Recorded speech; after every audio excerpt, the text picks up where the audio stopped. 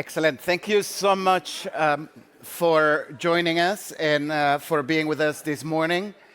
I'm Javier Espinosa, Executive Editor at the Capital Forum. We're a new, serious voice of policy writing in the EU. I'm been practicing my marketing speech this morning, and you're going to hear a lot more about us, and we are hiring. That's the end of commercial.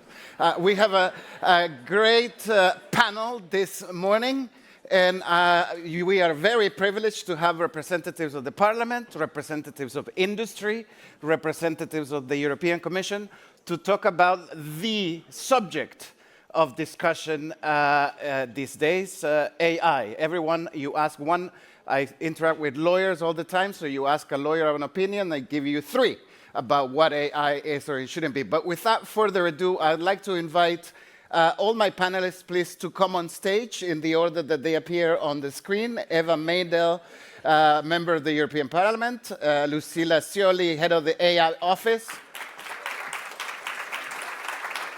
Uwe Heckert, CEO of Philips DAC, and Marianne Vicula, COO at Volt.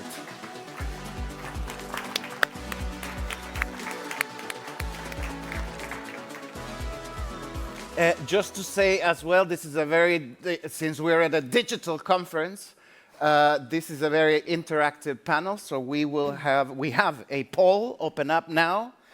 With the question, in which area do you think generative AI will have the most significant impact in the next 3 to 5 years? So if you can head to your phones and answer the question, we're going to start the conversation and we're going to revisit the question as well. And there's also ways that you can send your questions through, unfortunately not in the room, but via Slido. And without further ado, Eva Maydell, to start with you about one question, which is, before we go deep into the AI discussion, how do we frame what the EU is trying to do in terms of regulation, in terms of boosting innovation, with a new regime in the United States? How is that changing, eclipsing, transforming the conversations that you're having about AI in general? Thank you. I mean, that's not $1 million question, but I think $1 billion question. How do you have the right strategy nowadays? And what we witness nowadays is that the gulf is widening in between the EU and US. To a certain extent, we live in this sort of accelerationist moment.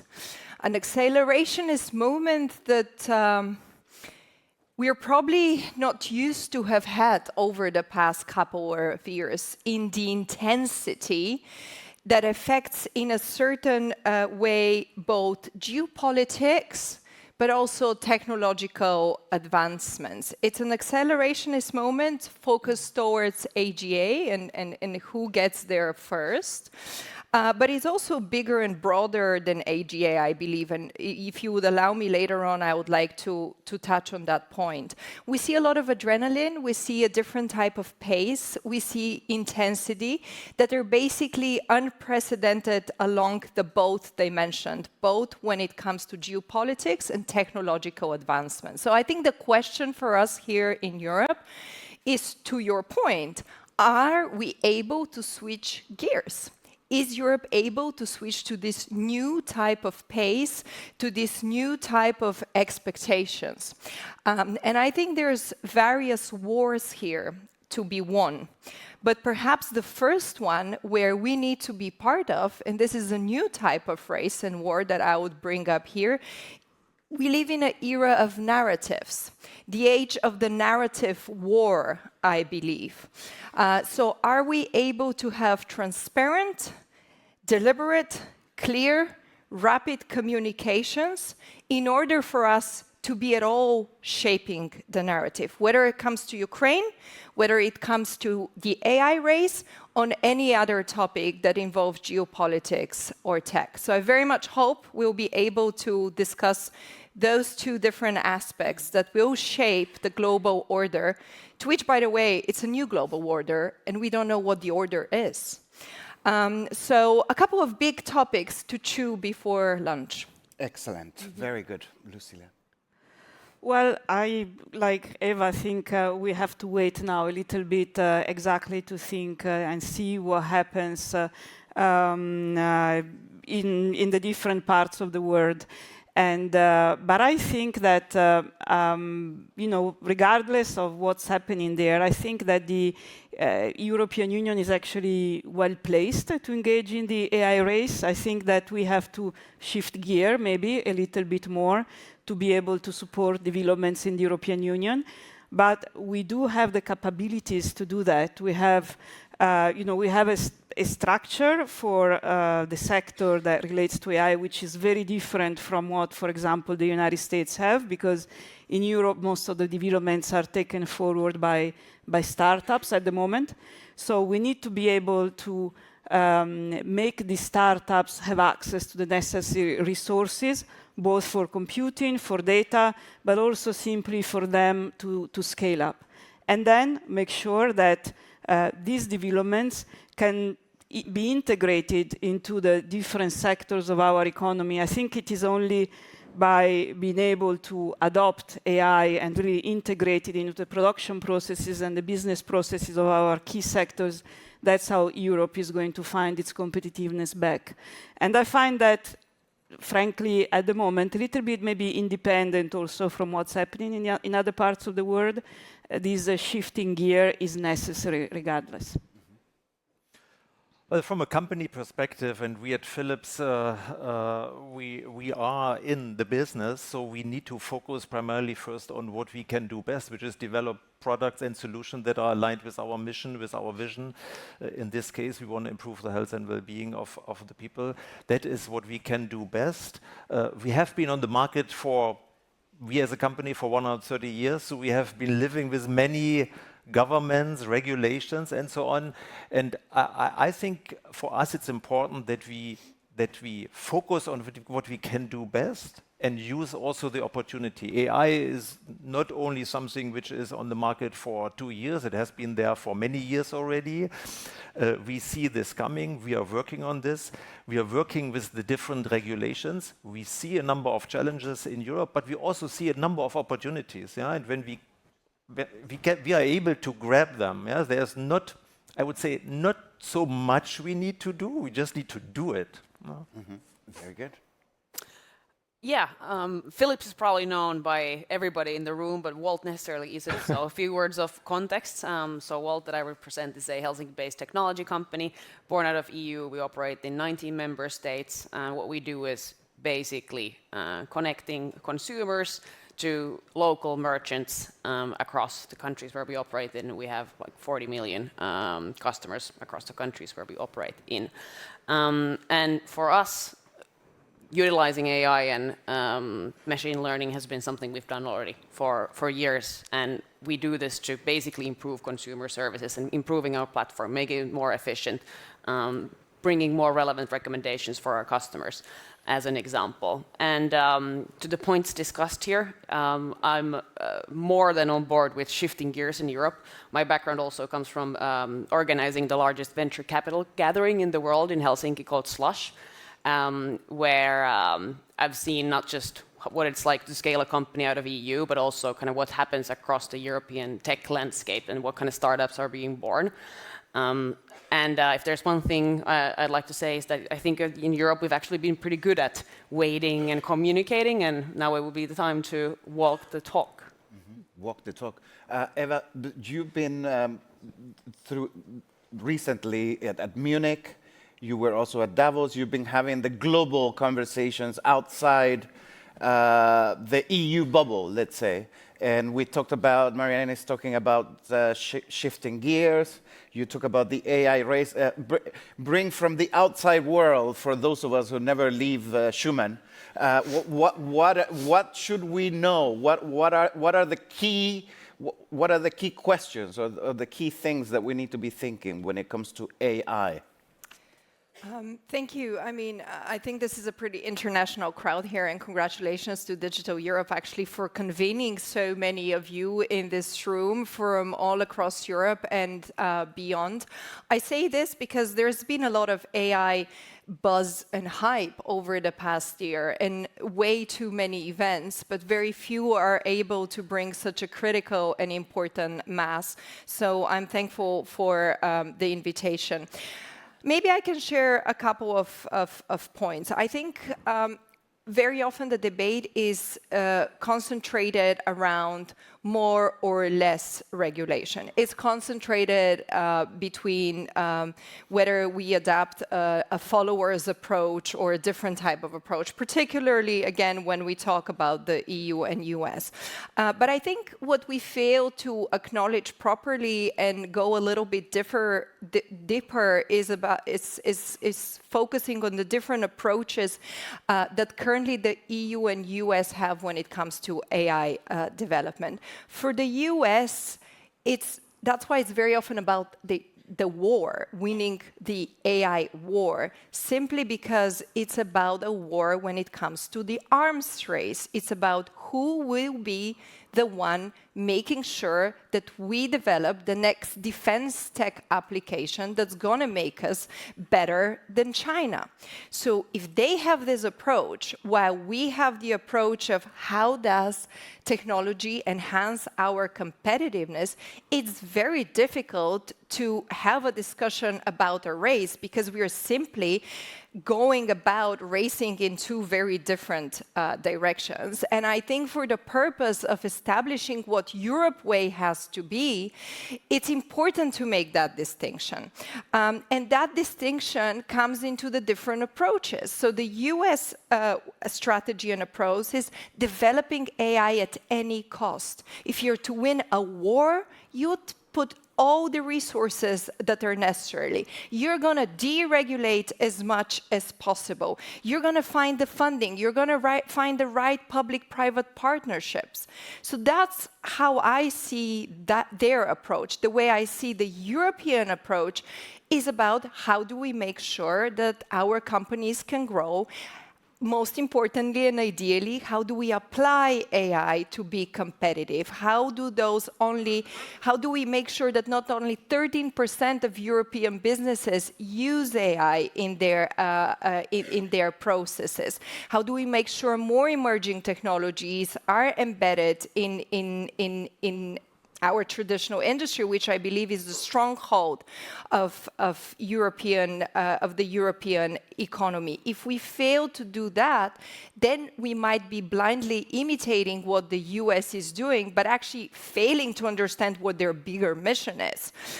So I think it's very important to draw this distinction. Where I can see a possible partnership is when it comes to our approach on China. And the reason why I say this is because for the US to win the war they're fighting when it comes to AI, they would need Europe. They would need fundamental and important companies for the tech sector, such as ASML and others. But, you know, we're not very clear where our China strategy lies, to be honest, when it comes to Europe. We are a bit obsolete. What are we, what are we offering? So to say. So there could be a partnership that is strike. And finally, of course, when it comes to AI safety, ethics, and regulatory concern, I see there, of course, a potential area of conflict between the two, particularly in the development of AGI and AI agents. It probably is clear that some of those technologies may struggle to meet the requirements of the EU AI Act, which regulates the risk and potential societal impacts. And so, yeah, these are kind of like my around 5 points of the differences and where collaboration or divergence is possible. Really, really interesting. And I couldn't think of a better person to ask about the EU's perspective than to a representative of the European Union. And does it ring true what you hear about this sort of divergence in the way that the US is, or any costs developing AI versus a more of a competitive focus in the EU when it comes to regulation? No, I agree that in the United States there is a race to AGI that is well known. And in the European Union, I mean, I explained it earlier, our focus at the moment is on the competitiveness. It was very clear already from the Draghi report that about half of the difference in productivity growth between the United States and Europe was due to slow development and uptake of digital technologies. And AI being a technology that has been there a long time, but maybe the generative AI being a more recent technology represents a unique opportunity for regaining competitiveness. And so the emphasis for the European Union has been mostly now on the competitiveness aspects. And I was saying earlier, and this, as Eva explained, probably gives rise to very different dynamics. Now, having said that, I think that we observe in the European Union a lot of dynamism in AI. I mentioned the startups earlier. There are really a number of very advanced startups. There are also some unicorns already in AI, and they're coming forward also with very large models.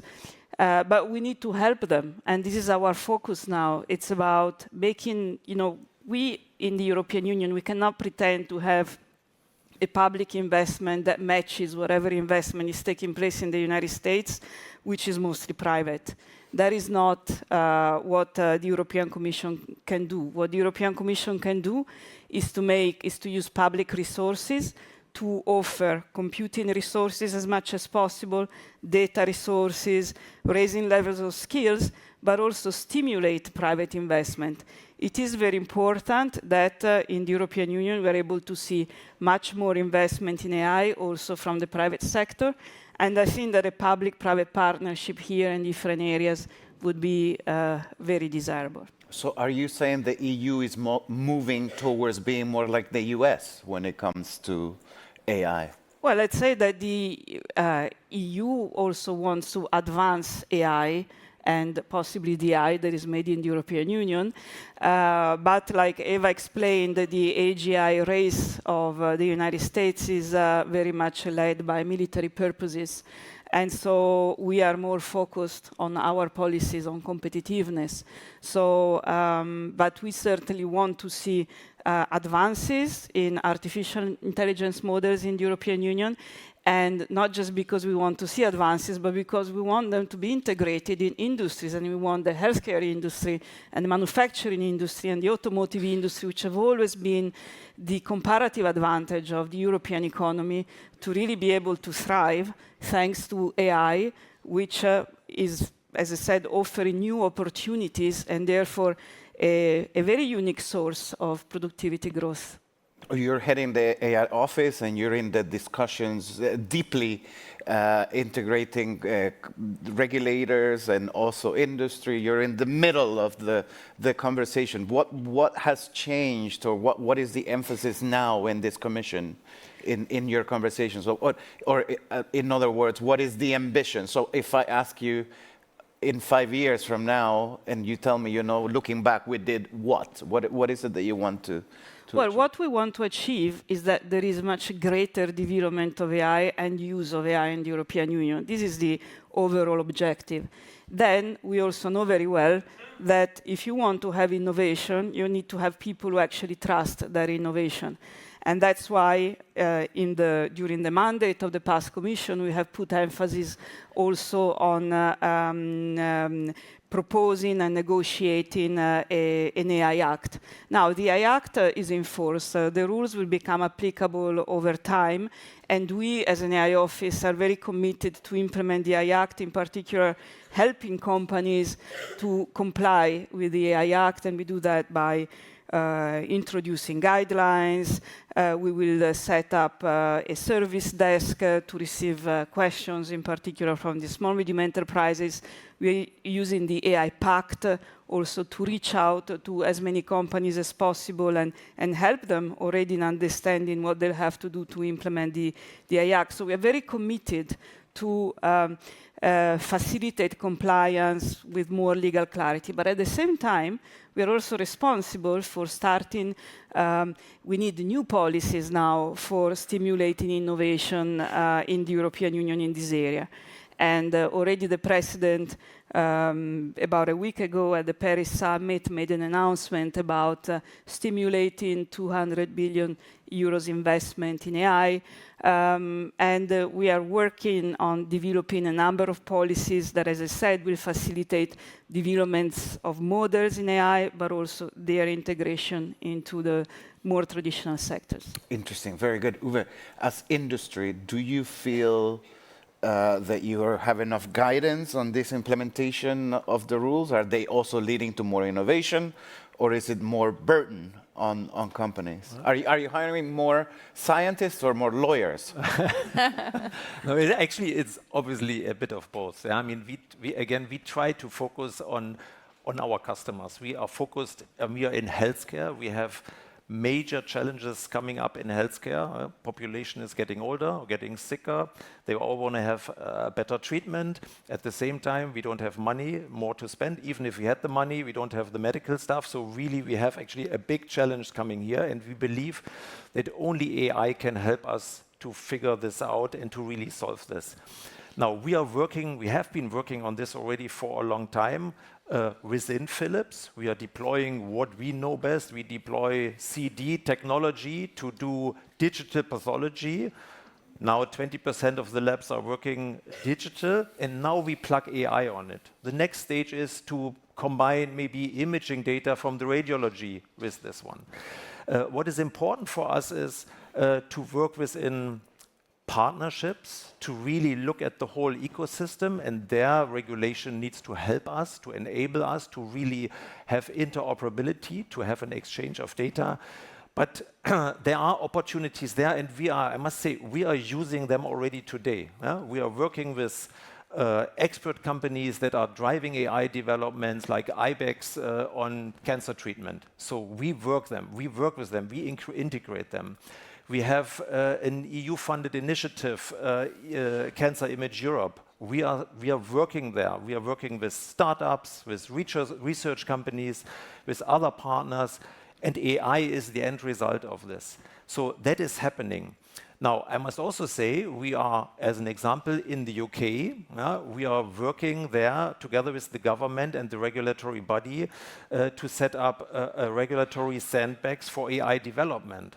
So we are not waiting for a regulation to come to us and then is imposed on us. We are working together with them. That is really helping up to speed up the process, be faster, be more agile, and that is something where we could probably be a bit faster also in Europe and do these kind of things. So it's probably a bit of both. We have a lot of things, and we tend to complain a lot about things, but... What do you complain about? About regulation, everything is going too slow. But we need to grab the opportunities that are there. And the customers have specific needs. So it's not that everything is kind of not possible and not allowed. My argument is, let's use what we have, and there's a lot there already, but work on the other things, and there are good practices, the one I just mentioned in the UK, to speed up the things, because speed is one of the things where we are not so good at. Very good. Marianne, you have interacted with lots of startups in the ecosystem in Europe.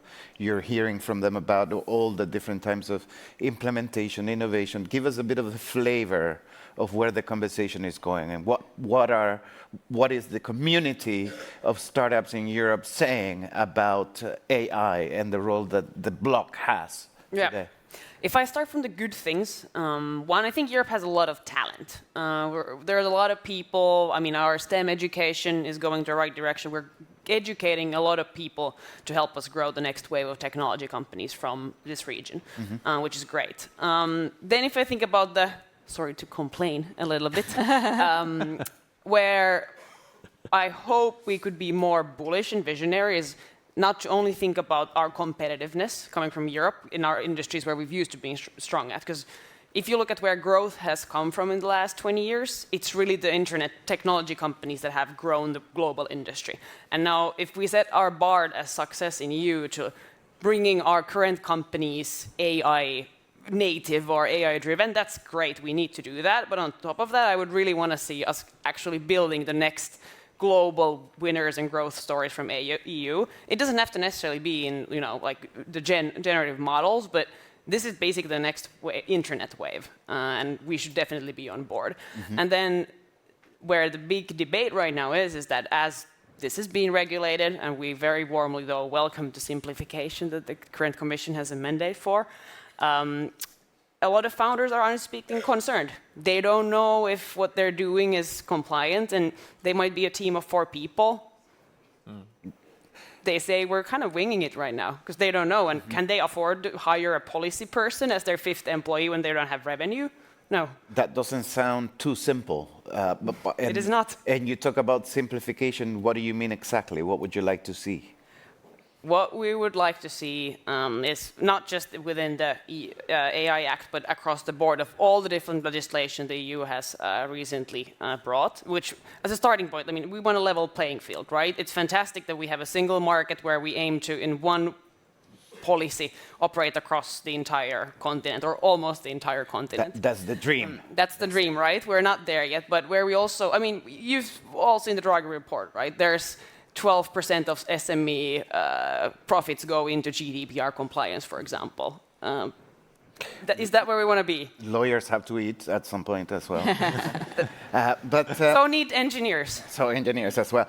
Before we continue our discussion, this is the time when I'm hoping that the tech will work and that we will see on our screens here the results of the poll. I'm hoping that it will happen. I'm usually pretty bad at IT, so I tend to jinx it. But here we are. So you can see a bit of the areas where people think that AI is going to have a significant impact in the next 3 to 5 years, to your point, Uwe. So people were really paying attention to what you were saying. Very, very interesting. Eva, I think that you were talking about the AI race, and I think that you really laid out very clearly the 2 different approaches, but you did talk about China as a common enemy. I don't know if you used the word enemy. Maybe I did it. I'm editorializing myself. I didn't use it. No, just to be clear, I used it. China as the enemy, common enemy. Tell us a little bit more about the thinking in that regard, to have a united approach, US and Europe. I mean, I don't think it can be necessarily united. The way I see it is that there is potential for collaboration or for some sort of a partnership. I think it's quite probable that the US would like to include Europe in its coalition, if we can say it, against China. And the reason why I predict that to a certain extent is because the US has limited alternatives for strategic allies on this topic. And we host a certain critical technological assets, such as ASML, as I've mentioned, which is a key player in the high-end chip production. But as I mentioned, would that be possible would very much depend on Europe. We are at the moment quite ambiguous where we stand when it comes to China. For instance, we have some European AI companies that utilize services from Chinese providers such as DeepSeek, which offers clearly a very niche service at lower cost than some of the US alternatives or even European alternatives. So I do believe this could be a potential point of partnership. It is underdeveloped from a European perspective, I believe. Or at least somebody might be developing something, but we are not aware, we are not informed, we haven't seen a plan or a strategy. Lucila, what is our take on China? Well, it's not my role to comment on what is Commission General take on China. I can tell you something that I think about DeepSeek. So, I mean, I look at DeepSeek in a way that shows that there is an opportunity for Europe. You know, DeepSeek has produced a model which is not as large as maybe the current American generations of generative AI models. And shows that it is possible also to develop models with less resources in terms of also less computing resources, although of course nobody knows exactly how much computing has gone into the development of DeepSeek. But I think it shows that it is also possible for other developers, including from the European Union, to develop models that are smaller, but that are very capable and effective. Now, having said that, it doesn't mean that we should just sit on our laurel and say, okay, we are going to do small models and that's great. I still think that we should push in our investment for being able to develop a more frontier model. And that's why in the competitiveness compass, we have also addressed the fact that we intend to invest in Europe in what we call gigafactories. These are, on top of the AI factories that we already have, which leverage the supercomputers we have in the European Union. They're linked to data. We want to build also bigger data centers because we really need to have this kind of computing capacity to be able to facilitate the training of large models in the European Union and also the development of new businesses, like was mentioned earlier. Very interesting. Uwe, how does this China question play into the things that you've been talking about? And we saw in the results, the healthcare is quite high. So how do we intersect that with the geopolitics? Now, in principle, we believe AI can only work in networks with partnerships fully integrated. Now, at the same time, working in healthcare, we have really a special responsibility. So we are dealing with the life of our people, with ourselves. So we need to make sure that AI is being deployed safely and obviously also effective, and that people are able to trust AI and to trust, with what's happening there. And for that, we have developed in Philips a number of AI principles that are our guiding principles when we deploy AI, and our partners need to comply with them. So it's robustness, fairness, trustworthiness, things like this. And we have developed now a responsible AI framework, which is basically the guiding principle, the guiding framework for picking partners, working with researchers, with startups, and with anybody else. And we ask ourselves always the question, can we do it? Technically, are we allowed to do it from a regulatory perspective? But also the question, should we do it from an ethical perspective? So this is really being implemented. It's implemented across the board, from research over product development, sales, service. So it's going through the whole company. And in that sense, we look at all the partners around the globe, whether will they fulfill these requirements or not. And if not, then the company is out, whether it comes from China or anywhere else. Very good. Marianne, how are you having any discussions on this point of China, or how do you see it from your perspective? Healthcare is quite tangible because, it's people's lives, as you said, but there might be other in our industry, we're ultimately a hyper-local service where what you do in your neighborhood counts. So for our livelihoods, what actually matters much more is the hyper-local decision-making and what people in your neighborhood care about. Well, I fully agree with you on when applying AI, on setting the standards and transparency, trust. This is the baseline that we need to build across all companies utilizing AI. Okay, very good. We are getting a lot of questions and interest, which is really good and we only have 10 minutes, so a good problem to have more questions that we could answer. It reminds me that 5.5 years ago, when I was pitching stories about AI Act to my editors, they would put the phone down immediately, but the world has changed.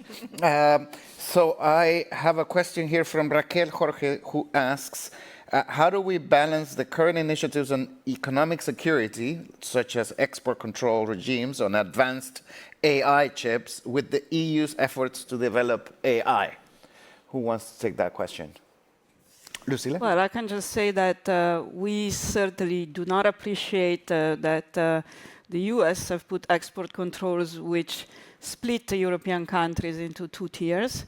And this is done in particular for the very advanced chips, the GPUs, that we need in our supercomputers, by the way, to train AI. So we do not appreciate any attempt to split the single market that remains, our real objective of our policies. But Eva said it earlier, let's not forget that in the European Union we have ASML, which produces the machines that then are used in Taiwan to produce these chips that are actually designed in the United States by mostly one company. So you see it's a very delicate balance here in a very vulnerable also supply chain. Very interesting. Eva, do you want to come? And then, sorry, then Marianne. No, I'm fine. Okay, Marianne. Yeah, what I was about to say is also kind of a silver lining here is that if you think about it on a daily basis, where are the innovations in this space taking place? They are in the small companies, in the startups that our talent in this region has. They are in bigger companies like Philips with your technology teams, or growth companies like Walt, like every day developing technologies and making Europe, or putting us more in the frontier of AI as well. And for our day-to-day, the chips are not the most heated discussion topic. They're rather, do we have the talent that we need? Do we have clarity on the regulation, what we're building, that is this legal? Also, how much time do we need to spend on making sure that what we do is compliant? So I think we also have a lot of, we can focus on our own things as well and making sure that we're set competitively in Europe. Very good. I mean, maybe I will. I would actually briefly comment, and I think it goes a little bit to Marianne's point. I mean, this is clearly a very strategic issue. So we should have responded very clearly, because we cannot be part of our countries put in a second tier, such as, countries that probably do not have any AI industry. So I think if you look at it strategically, without the hardware and part of this infrastructure, we cannot be part of, if we want to be part of the race, be part of it. So when it comes to economic security, it comes first and foremost before you start thinking, what can I develop and how I can be competitive? So we need to be extremely serious. We need to be negotiating with this administration to make sure that European companies are in par, that there's no difference in between they're treated of who can buy and who cannot access, and so on and so forth. So I would like to see a little bit more clear eye and strategy coming from the institutions and member states on that. So on this point, Eva, and to be on par and winning this race and all the things that you said, do you think that there should be a scaling back on the rules, maybe water them down? So because there's no AI rules in the US, right? So maybe we should scrap the AI Act. I mean, I've never said that, and now we have 6 minutes, and you're putting a question here that would require a lot of clarity. One of the initial points that I spoke earlier is where perhaps there is a certain amount of conflict in between the EU and US, and that was when it comes to AI safety, to ethics, and to all the regulatory concerns that are out there. And my point was that some of those technologies, and I think this is going back to my other initial points on narratives. Currently, there's one narrative. And how about if we talk about the narrative that those technologies may struggle to meet the requirements of the EU AI Act? Currently, no one seems to be able to guarantee that they can meet those requirements. Well, isn't this somewhat concerning for us as a society as well? I mean, you know me for quite some time where I stand and how to strike the balance and how I advocate for more competitiveness. But I think this is also a conversation to be had. I mean, yeah, so it's becoming increasingly uncertain whether AI companies can ensure that their products adhere to those ethical guidelines and regulations that are being outlined in the AI Act. And I think this is a fair conversation to be had as well. Again, by outlining the different approaches. It's one thing if you want to militarize AI and win a war, and it's a different thing if you want to deploy it in your economy. It's two different conversations. And somehow the narratives make them one and the same, but they're not. Yeah, very interesting. Lucille? Well, I think that as we start implementing the AI Act, because let's not forget that most of the rules of the AI Act are not yet applicable, and that these rules are not even to be applied retrospectively. So this has to be very clear. So I don't buy when people tell me I'm not going to put an AI or I'm not very competitive in AI. We're not very competitive because of the AI Act. I'm sorry, I do not buy this narrative. Since it hasn't even kicked in. Exactly. Yeah. And on top of that, you have to remember that the AI Act is based on risk. So it introduces rules only for a very limited number of applications and use cases. We will be producing guidelines, and we're also working a lot very closely with the people who are responsible for the medical device regulation or the machinery regulation or the radio equipment regulation to make sure that all this implementation of these regulations is aligned and it's easy for companies to navigate. And as I said earlier, we are really committed to go out and help all those SMEs that may have difficulties in implementing the AI Act. We will set up a service desk. It means that people can ask questions. We will put available tools that people can understand if they are captured by the AI Act or not, keeping in mind again that the AI Act is only for a very specific number of applications. I like this idea, also the hotline. So you'll have, who will be answering these questions from the Commission? Yeah, we will, and we will be providing But what is it, like experts, like legal experts or engineers? What type of people will be answering these questions? Well, it will be part of our office. So it will be people who are expert in the AI Act, and I'm not saying that we will be answering each question individually, but we will be publishing notices on the basis of the question we receive, and we may even be using AI at some point to be able to answer some of these questions. Very, very interesting. So, Marianne, to your question of the 4-people startup, the answer is clear. Hire an engineer and not a lawyer. You heard it here. Sounds promising. One thing I would also wish here is that when all of this gets implemented, it's also implemented in a harmonized way across all the EU states, because one thing we also face is that when we have our businesses scaling across countries, different member states end up implementing different EU regulation in a bit their own ways. And honestly speaking, then it easily ends up to growth companies having to do one thing 19 or 25 times again, because it's a bit different everywhere. And if it's a bit different, it is different. Uwe? Well, I mean, we believe that we need a certain regulatory framework. So we need to have this. We don't believe in everybody can do everything, whatever he or she wants. So we are not believing in the right of the strongest.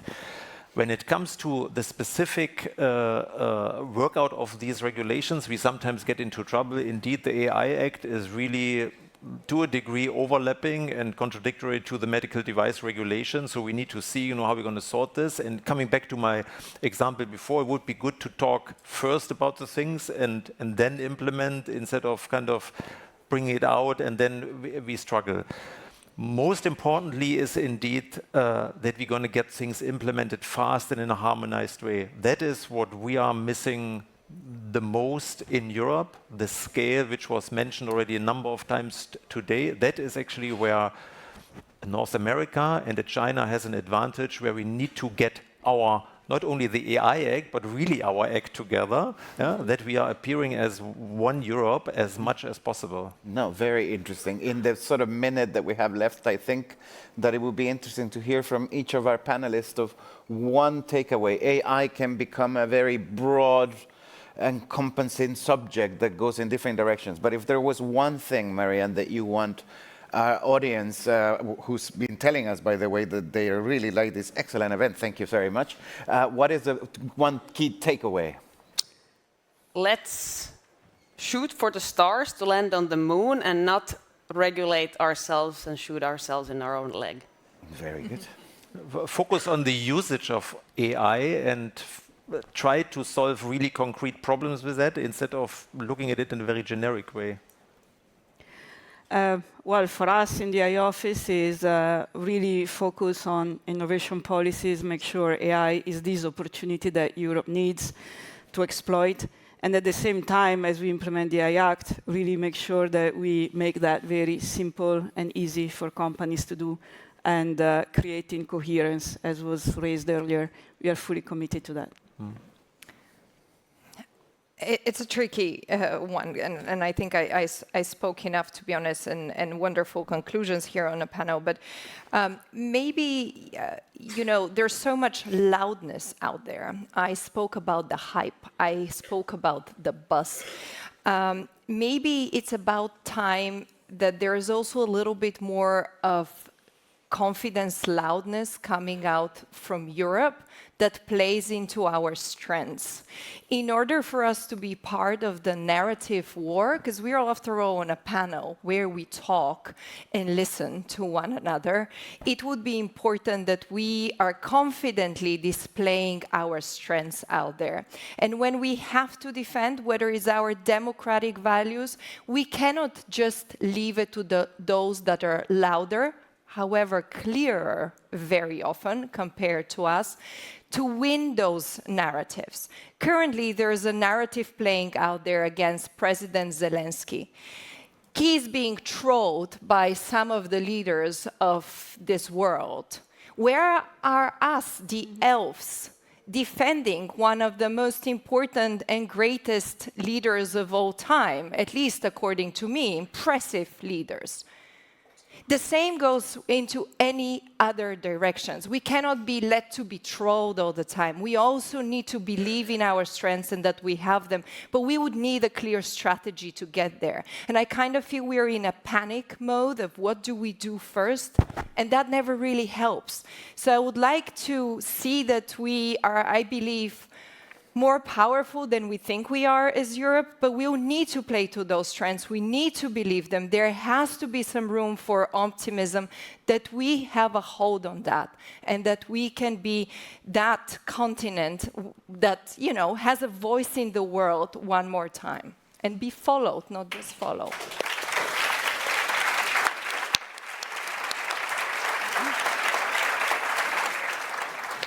Thank you so much for that very inspiring ending, and to our panelists, and for your time. And I hand back to Cecilia. Thank you so much. I just want to say, amazing panel, right? Aren't they great? Yeah? No. So I was listening to the final remarks, and honestly, I think these are the dialogues that we need. And thank you for let's take leadership. I think we share the vision of a strong Europe, a united Europe, where public sector and private sector really works together. And I think this panel really embodies what it could be if we move even faster and even closer. So a big thank you to all of you, and for doing this panel and for bringing AI into life, not only in regulation but also in real life. Thank you. Thank you.